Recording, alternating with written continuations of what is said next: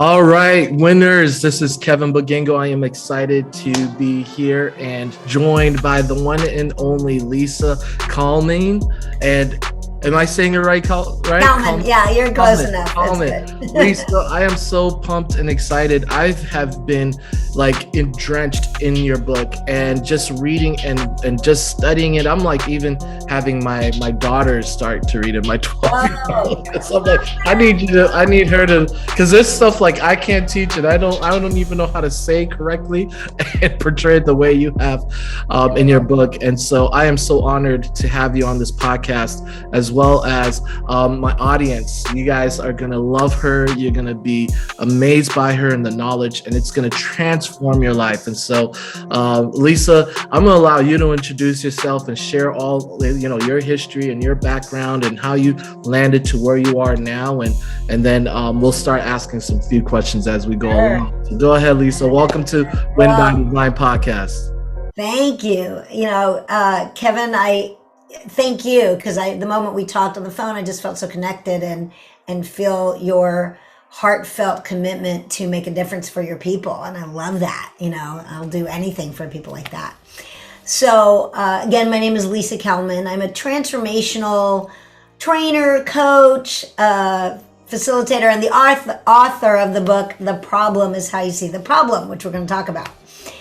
I grew up in Houston, Texas. I was the only child of parents who loved me very much, so I felt really blessed as a kid. In fact, on my website, I talk. I was a little bit. I grew up in the '70s, and '60s, '70s, and I was a Jewish American princess. I really was. Everything went well for me, and at the same time, deep down, I had always had this sense that I had a purpose, that a calling. I wanted to impact people. I took on some leadership roles and like youth stuff. And then when I was 28, and I have a business, I was in the business world. I have an MBA. Worked for a financial services company. But at 28, I did a transformational workshop that woke me up. Like it took me out of my automatic thinking and my life is going to look this way, blah, blah, blah. Yep. And kind of tapped into what I call my vision, my purpose, what I'm supposed to be doing. And I just fell in love with that work and, was a student of it, and then I volunteered, and then I ultimately, it became my career. So I think mostly I feel super blessed to have found my, what they call in the Eastern tradition, my dharma, my purpose, my calling, what I'm supposed to be doing this time around. Yeah. So, I just feel really happy and blessed about that. So now I train trainings virtually. I just did my very first in-person last week. After Wow. All right. That was fun and crazy. And I coach and I write and do some blog stuff. That's awesome, Lisa. That's pretty interesting. I would love to kind of hear a little bit about growing up, as you mentioned, as a Jewish princess. Yeah. Like, what did that look like? And Well, was there variation that you look back and you're like, wow, I never realized how blessed I was, or the different opportunities, or did you always know how that you had come up in a place of privilege? Yeah, I think I was aware of it, but I don't think I was. I think I was mentally aware. Like, basically, I went to public schools. I didn't go to private school. I mean, it wasn't like we weren't opulent. My dad was in retail. He was a manager of a store. Okay. So, but I loved. When we didn't have to worry about things, and it became very clear to me sometime after college, and then especially when I did these workshops, what was so powerful for me is that I got to see people from all walks of life who had a lot of backgrounds, some of it traumatic, some of it heart-wrenching, some of it, and I got to be with all different cultures and all different religions and all different ages. And it really got me present to how much we are all the same. Yeah. And our unique experiences are very different. And that, I can't put myself in someone like your shoes, you grew up as an African American, and I have no idea what that's like. Yeah. No idea. Yeah. So. And vice versa. Like, but I love that you mentioned that when you went through the transformation coaching, that you actually realized, like, even though we're all coming from different experiences, there's still like a oneness of like that brings us all together. Is like, right. I always say, it's like, my experience is that we all, at the end of the day, right, are needing to be seen as, like, what you share, right, heard and valued, and those perspectives. And at the core of it all, like, we have those same, issues that we deal with. Yeah. Talk through with us a little bit, if you don't mind opening up a little bit. What was when you went through the transformational coaching, what was your revelation or acknowledgement of, like, man, this was something I was unaware of about myself? Yeah. That or how I showed up, that affected maybe the way I approached things, or I viewed things, or I saw myself. Yeah, absolutely. Thank you. One of the experiential processes that we went through, it's a game, and I realized how to win the game. Like, I'm pretty smart, I'm pretty sharp, I'm quick. And so I jumped up in front of my team of people and said, here's what you do, here's how you do it, and then I sat down and I said to myself, well, I told them the answer. If they don't get it, it's their problem. Like, basically, screw up, I'm done, and when I got to reflect back on that, it was a huge wake-up call in my life to how often, even though it should have been, maybe I was right about something or whatever, but I wasn't invested in everybody winning. I wasn't, and Win by Design is so perfect for your podcast.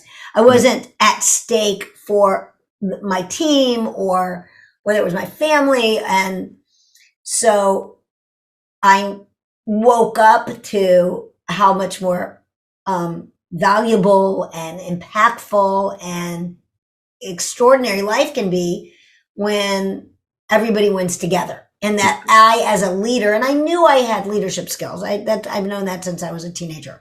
Yeah. But when I, as a leader, use my leadership to enroll and inspire everybody to win at their vision, it's a much, much bigger purpose, much bigger game. Wow. That's good. That's good. And I think it's actually a good place to even start and kind of talk through within your book, right? And jumping into your book and talking about your book, the problem is how you see the problem. And you have a chapter where you talk about, there it is. This is there we go. Hey, here's my book. Here's my and it's $10 on Amazon, everyone. And it's not long, and it's like a handbook. It's good. It's amazing. And you don't want to stop too. Once I started reading, I was like, next chapter. Oh, thank you. I really appreciate that. That is literally within. It's so scary to put something out there and think, was anybody going to read it? It's like, So tell me, so what landed you to writing the book and sharing all of this knowledge in here? Yeah. Well, again, I've done this work for a long time, and there's many incredible transformational books, self-development books, personal development books. And I wanted something simple that people could use, some very fundamental ideas and a way to implement it in their life that could make a difference. And so I kind of started with the things that for me had made such an instrumental difference in my outlook of life and my ability to create results and success and family and all of the things. So that's kind of what motivated me. Wow. What have you seen as the impact? And I mean, I'm going to share my impact, but what are some of the stories and testimonies that you've heard from, people reading the book and experiencing what you wanted them to experience? Yeah, I think for people who've done any kind of transformational work, it's a regrounding and a refreshing and a review and a reminder. And for people who haven't, it seems to be like, wow, this this is interesting. This is a new way to look at it. Wow, this opened up something for me. Oh, this gave me a way to work through a situation. So I think, like I said, it gives people something they can utilize day by day. Yeah. And that seems to be the difference that I love. I honestly, I really appreciate how simple it was, right? Like I've read some books that are like leadership development and personal development that it's like I'm reading a dissertation, you know? Right. It can get really, So really. like, can you just get to, I think I captured what you were trying to say in this chapter of like 30 pages between like 2 or 3 pages, you know what I mean? Yeah, right. And I love how you're just able to just go straight to the problem, straight to the solution, and how to get, you know, how to overcome that, you know? So I really appreciate that, you know, no fluff and no extra, you know, stuff. It's just straight to the point. I honestly appreciate that with the book. Let's jump into the book a little bit. Yeah, let's do it. There's one chapter you talk about that I feel like is a game changer. Was a game changer for me when I went through transformation, coaching and then development, was just being able how to view and understand events, right? Yes. You talk through this a little bit, and it's such a revelation to me, and seeing like, oh wow, there's actually other viewpoints, right? And how I need to acknowledge those viewpoints. No, yeah. The title of the book really refers to this. Yeah. You know, the problem is how you see the problem, meaning that it may be that the way you're looking at something is the most limiting part of it, you know? Wow. So there's exactly. So there's a whole process, conversation in the book or a chapter about that life is actually a series of neutral events. Now, what I want to say to everyone listening is, you know, when you think, well, neutral, it's not neutral, that hurt, or that was great, or that was, well, no event is neutral to us as human beings. Human beings are meaning-making machines. Wow. We are meaning-making machines. It is actually what gives us our intelligence. Yeah. It's why we're different than, a caterpillar, you know. In fact, if you think about it, Kevin, that human beings are the only beings on the planet whose own beingness is an issue for them. Think about that. Like I have 2 dogs. Wow. My dogs have no problem with their dog being. Yeah. Not at all. Yeah. Or, cat. Cats have no issue with their cat being. Right? You're just like, hey, I am what I am. Yeah, exactly. So we make meaning. We have a lot of intelligence and intellectual capacity. And the events themselves have no inherent meaning. They have no inherent meaning. And if we think about certain things, they have very different meanings to different people. Yeah.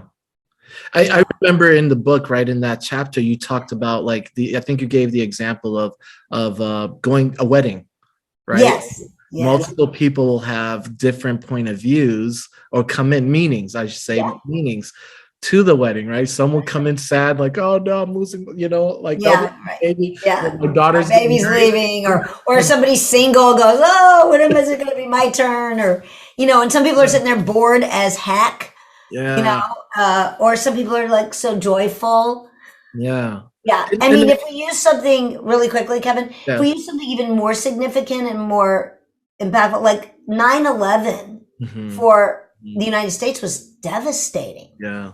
And there were people in other countries celebrating. Yeah. Same event. So the point about this is, and I don't have any, it was a devastating event. No one should ever hurt anybody else. That's for sure. But every event is neutral and we bring meaning to it. Now, how can this be beneficial to you as a business person, your family, anywhere? Well, if something happens and you have let's say a negative experience about it, let's talk that, because that's really where we get tripped up. We don't like things we're really excited and happy about. Rock on. But you have a negative or upset experience about it. Yeah. Well, in my book, I talk about, first of all, don't make yourself wrong for the emotional experience you're having. You might be triggered, you might be upset. Let's say you get let go of your job, Mm-hmm. you know, and you notice you have fear, or you're frustrated, or you think it wasn't fair, or whatever. I talk about, as human beings, we've got to let ourselves experience our experience. Feel your feelings, feel the feels, I call Yeah. it. Feel the feels. Notice what's there. That doesn't mean go get angry at your boss and yell at him for Yeah. firing you, or her for firing you. Doesn't mean, go home and kick the dog because you're upset with your, job. It means let yourself, you can journal, you can walk, you can cry it out sometimes, but experience the experience. And then ask yourself, what are other ways I could see this that would either empower me or give me some less stress or elevation, etc. So if you get let go of your job, well, perhaps you can now start that new business you've been talking about for years, Yeah. or you can spend more time with your kids, or etc. It doesn't mean it was the outcome you thought you wanted. We can talk about intention another time. It's a whole nother conversation. Yeah. And it happened. Mm-hmm. It happened. Now, how do you want to relate to it? Because this conversation, like, if it's a neutral event, meaning not neutral to you, but it's no significant meaning out there, and I'm going to bring meaning to it, and I let myself feel whatever emotion is there, and then I go, okay, well, if I'm going to bring meaning to it, why not bring meaning to it that can support and empower me? Yeah, that's good. Yeah, because otherwise you're a victim to the event, and you give away your power. So you got only two choices. You either got to be a victim to it, or upset about it, or they did it to me. Yeah. Or I'm going to utilize this to move forward. Wow. And it's not just up pie in the sky, like, oh, I'm going to look at it like it's happy, and deep down you're still sad. Be sad. Yeah. Be sad. Yeah. Feel it. Feel the feels. Yeah. And then figure out how you're going to relate to this that's going to empower you for a new possibility. Let me ask you, in regards to feel the feels, right? When do you know that I've given the time for my feelings to express themselves and actually then move on? That's a great question. Do we ever move on from that? I think sometimes yes and sometimes no. Yeah. For example, my mom passed away in November, and she had been debilitated physically, mentally. She had dementia. So, my condolences, by the way. Yeah, thank you. And one way it was a way for her to release herself and free herself. And I missed her. And interestingly enough, as I was sad and missed her, but I didn't have like an emotional experience around it until like a month later. And so it just hit me. Wow. And so sometimes you're not done. And here's what I'll say. Have you ever noticed when a little kid is really, really upset, really small, like 2 years old? Yeah. And they cry it out. Yeah. They get angry, and they get it all out, and then they're done. They're done. They're done. You're like, wait a minute, like that was it? You're still upset, but they're done, right? Well, that's how you know there's a release and a letting go. Letting go. That's good. That's good. Yeah, because I've been trying to practice that, right? I do a Tuesday men's, like, just Tuesday conversation, authentic conversation with men. And that's some of the things like we always try to talk through as men, right? It's like we struggle a lot of times. We struggle to touch, to get connected to our emotions, especially the emotions that look more feminine or more, vulnerability. Yeah, right. And so so I share, like, I struggle to cry in public, or even just in general. Right. Because it's like I had been so ingrained as a child that crying is a sign of weakness, and it's something that I can never express, and so I'm still working on that and still developing that, but I am trying to acknowledge and feel the feel Mm-hmm. of the sadness, when I am sad, when I am mad, and Mm-hmm. like actually feel it versus trying to like brush it off. Good. Good. Yeah. And it's like I think of it as an onion, like you just gotta pre layers and layers. And as you get closer to the center of the onion, it's more tender. So it's a little more difficult. Yeah. Wow. And culturally, you were trained this way, Yeah. you were trained not to be Yeah. show that part of yourself. It's, you know, I was just thinking about, certain places in the world, it's cool, cry. I think of France, the Yes. guys kiss each Yeah. other in the cheek Yeah. and Yeah. they cry and Yeah. and then I've trained actually all over the world, and I go to Asia and it's even more shut down in terms of men's emotion, Yeah. Yeah. so it just depends. And so working at it, journaling, Hmm. you know, Wow. watch a good sport movie that you cry at the end. Rudy, it'll help. I cry when like my Patriots lose. I mean, Oh, sorry about that. Yeah. Then I Tom. cried Tom Brady retired. Yeah. That's so good. Any other things that you would like to share in regards to just processing neutral events? Yeah. What I would say for people to start Yeah. is if anytime you're triggered or upset, so in the book, it walks you through a process. Hmm. Look at, what are you upset about? Hmm. Um, and then what's the emotion? What are you experiencing? Anger, frustration, sadness, resentment, whatever it is. And begin to notice, first of all, is it about what just happened, or is this a trigger for some hurt or pain of your past? That's good. You know, if you're, I'll use a work example again. If your coworker or your client or your boss or somebody gives you some feedback or some instruction, or you can call it constructive criticism. I don't really Yeah. love those words, Yeah.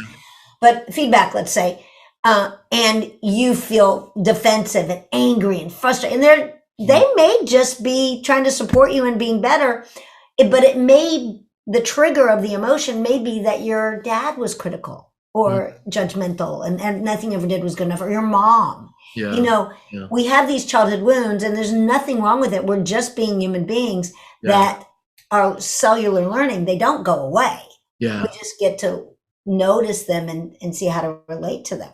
So, event happens, you get upset, notice the trigger, give yourself a moment to, get through the high emotion. Because remember, when emotions go up, intelligence goes down. Oh, that's good. When emotions go up, intelligence goes down. Okay.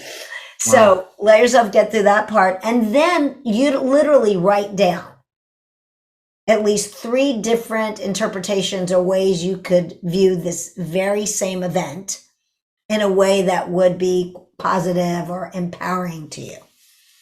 That would be my recommendation. That's good. That's good. I just jotted down a few things. That's a great statement. In regards to when emotions go up, intelligence go down. That's really big. But I'm kind of torn about that though too, because you're also telling us to feel our emotions, Right. and that's like it's Lisa. It's now triggering me to go back to the place of what. Well, let me explain that. That's great. That's great. I don't want to confuse people. So, experiencing or feeling your feelings responsibly, meaning it's your experience. Yeah. It's important. It should be valued. It should be honored. If somebody, so many people have lost friends and family in COVID the last 2 years. It's heartbreaking. There's so much grief on the planet. If someone's in their grief, we honor that process. You get to feel, and whatever emotion you're having, be responsible that it is your emotion. Nobody made you feel angry. Nobody made you feel sad. Yeah. Okay. Okay. So it's important that, and by intelligence goes down, I mean, you don't, you know, as a dad, you know this. When one of your daughters is super upset about something, that is not the time to try to make that a learning moment. Yeah. That Yeah. is not your moment as dad to teach them something about life. Got You it. can't do it when they're in their high emotions Mm-hmm. because Mm-hmm. they're experiencing high emotion, you know? Yeah. Yeah. Yeah. Okay. Okay. That makes sense. That makes sense.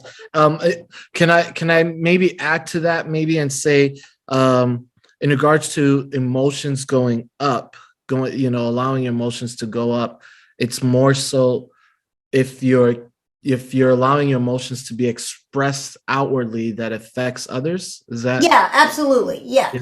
Yeah. Okay. When you're in, I'll call it reaction Reaction. and Okay. you're reacting to something Yeah. versus Okay. responsibility, if you just take it for the face value of the word, is ability to respond. Mm-hmm. Simply Oh, ability to okay. respond. Okay. No, it makes Yeah. sense. And the last thing I'll say about neutral even is, think about COVID. We've all been through this difficult time Yeah. with COVID. Some people used that event and it was very devastating. And I don't just mean maybe they lost a family member, but like economically or whatever.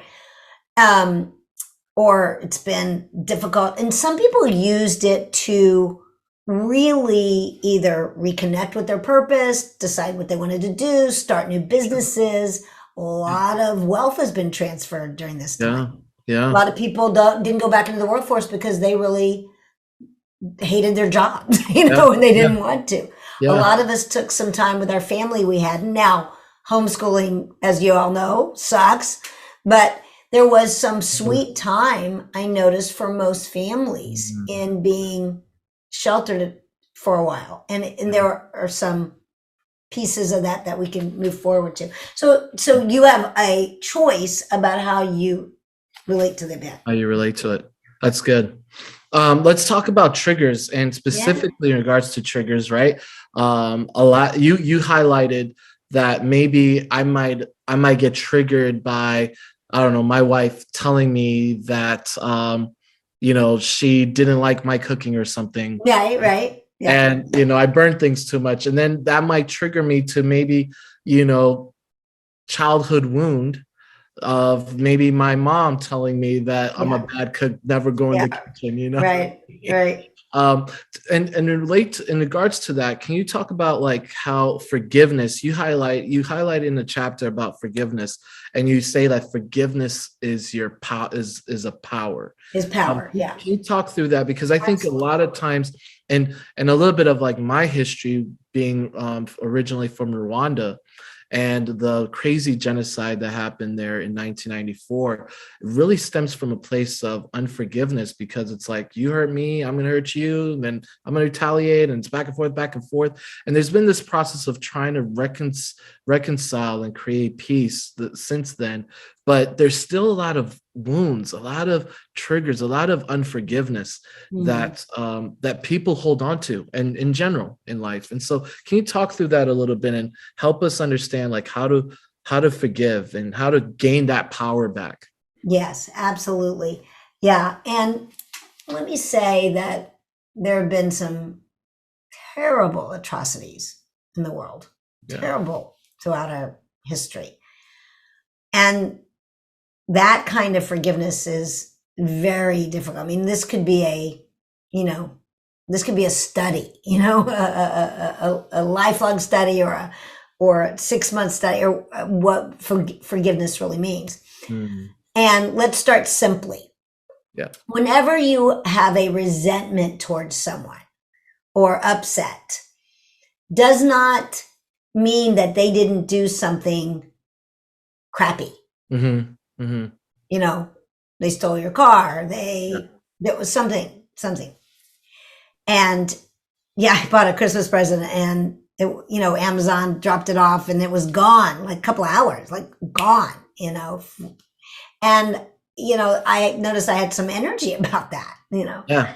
So when you have that kind of upset, you're literally taking your life force energy and sending it out towards that upset. whether it's resentment, whether it's anger, and it doesn't ever condone the behavior. I'm not talking about that. Mm-hmm. So forgiveness is actually certainly supportive of other people. If it's your spouse and she did something, or and you forgive her, there's a healing process that can happen. And forgiveness is for you. It's for the forgiver, because as you get all upset and angry and hurt and victimized and resentful, disappointed, whatever, you're literally taking your energy and putting it towards that. Wow. When you forgive, you actually bring all that energy back to you. I think of forget to bring forth giving. I don't even know if that has anything to do with the word, but that's how I think of to bring forth giving. Yeah. So when you forgive, then you're actually not spending energy, power, upset out to others. Okay. So you bring that back. And somebody I know who's a trainer said this, and I thought it was so powerful. And she talked about forgiveness doesn't happen in the emotional or the mental or physical plane. It happens in the spiritual plane. Wow. And so I think there's something to that. Big. I thought that was really brilliant when she said that. So let's start with something small. I don't know, your spouse doesn't pick up the cleaning or whatever. Yeah. Okay. Yeah. You're frustrated. This is really small, but you're frustrated. Okay. So if and this may not be something where you go to your spouse like, I forgive you. And like, it may not be that. Just like, oh, I'm letting that go. I'm forgetting that. Yeah. Do I want my cleaning? Yes. Yeah. And do I want to spend time and resentful energy towards my spouse? No. So let me let that go. Now, in the book, I talk about your parents. Yes. I talk about your parents because even the greatest parents in the world, there's plenty to forgive. As a parent, this is I know this is coming. All of the upset my children are going to have about, and I think I'm pretty good. I've worked at this. Yeah. So I talk about, and I'm not saying if you were physically abused and emotionally abused and sexually abused, that any of that is acceptable. Ever. Yeah.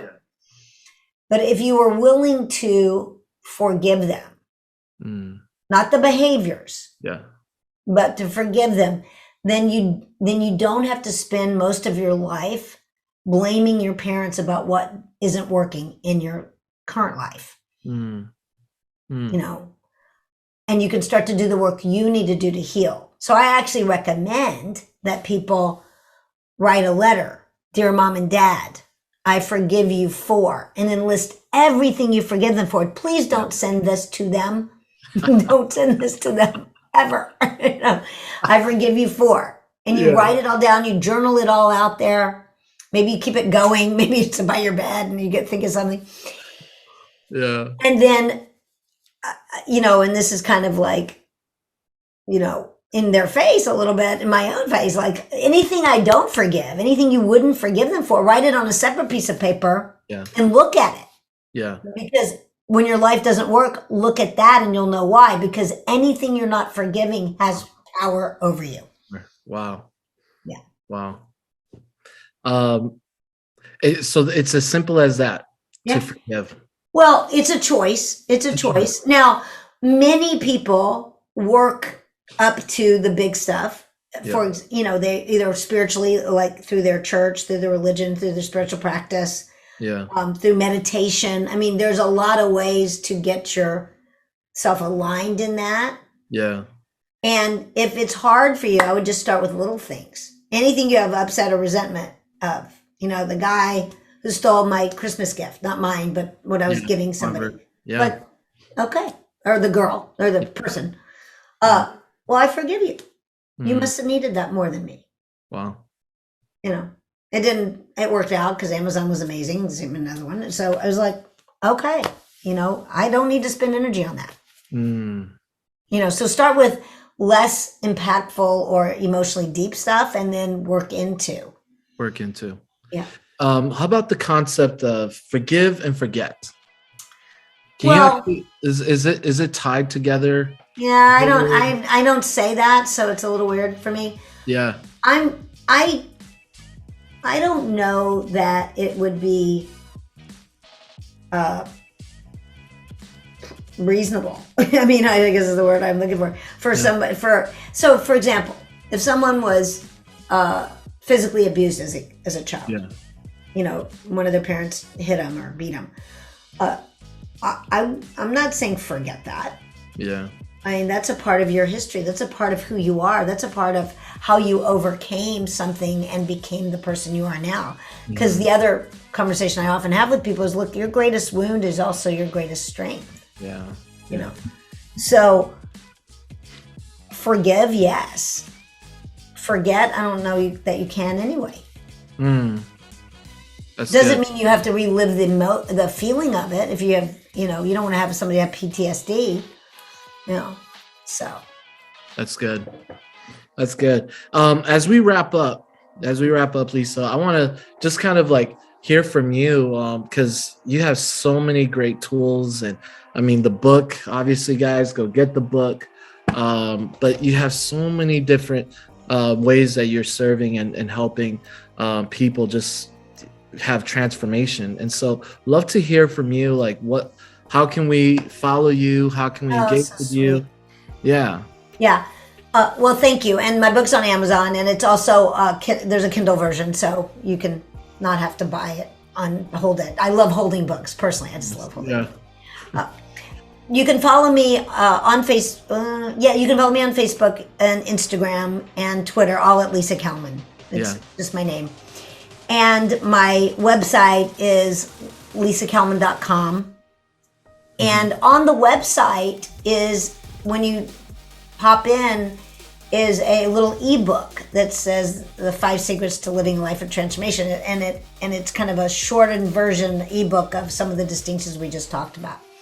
So that's free to you to download if the book isn't a workable option for you. And you can contact me there and through, like I said, Facebook and Instagram, and I have occasionally besides the contract work I do with other companies, I do a little money, wealth, and miracles course. It's like a 6-session online course about shifting your mindset and creating miracles around your money. So I love doing that. That's fun. I love that. Yeah, I'm in the middle of one right now, so I'll do probably another one in maybe late spring. Late spring. And so that's live. It's not like a it's live. You actually get me. Wow. Well, I love it. Well, I'm terrible at recording. Yeah. Like if I know there's a person waiting for me to show up, I will absolutely show up. But if I have to push a button and watch somebody, I'm terrible at that. Watching yourself, really. Yeah. Well, that for sure. I'm in the same boat. I struggle with that. I'm just like, I don't like looking at myself. I just like to engage with other people. So, but that's so good, man. Lisa, thank you so much for the time. Thank you for hanging out with us at Win by Design. We honestly would love to continue to bring you on and do other different things as well. Yeah, that'd be fun.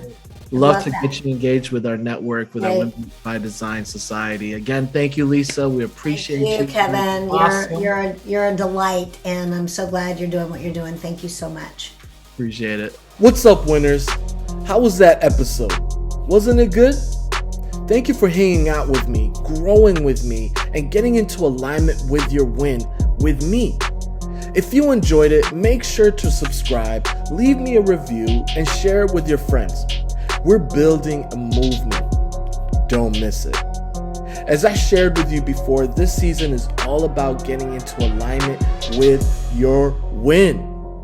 Winners, you know how we do it over here. Today, tomorrow, next week, next month, next year, anytime. You better win by design and don't leave your win to chance. Hey, see you at next episode.